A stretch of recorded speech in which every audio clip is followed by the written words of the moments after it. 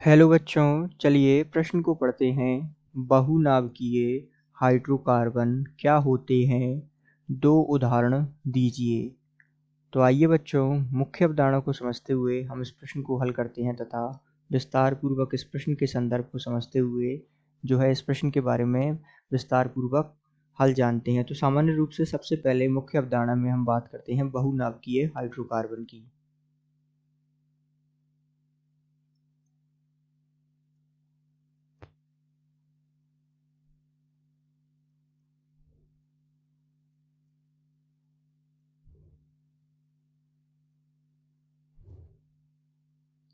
तो बहुनाभिकीय हाइड्रोकार्बन को यदि हम समझे तो ये जो है दो या दो से अधिक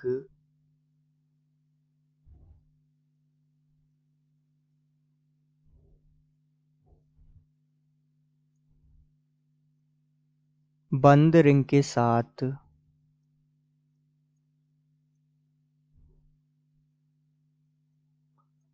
हाइड्रोकार्बन अणु जुड़ता है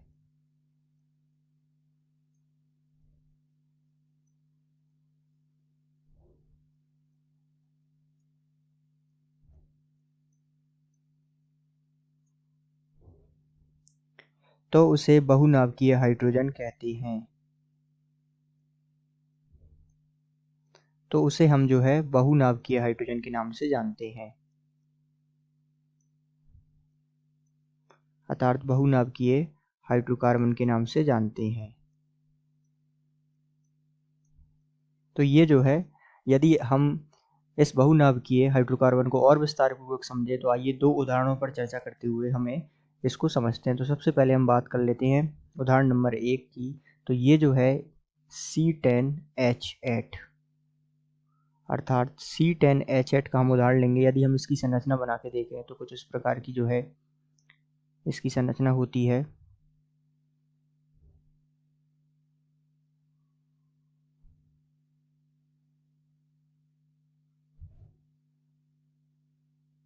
तो ये जो है बहुनाभिकीय हाइड्रोकार्बन की संरचना हम बना रहे हैं। यहाँ पर इस प्रकार पाई बंध उपस्थित रहते हैं इसमें,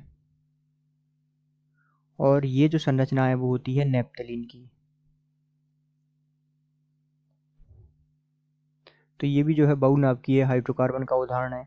इसी प्रकार यदि हम बात करें उदाहरण दूसरे की, तो यहाँ पर हम बना लेते हैं C12H10 की संरचना जो होता है डाईफेनिल।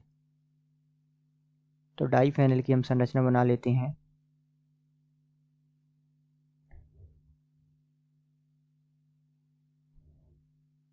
इस प्रकार इसमें जो है पाई बंध उपस्थित रहते हैं तथा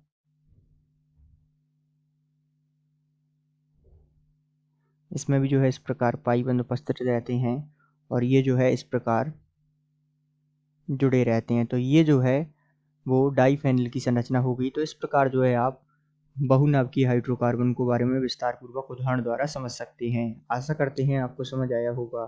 धन्यवाद।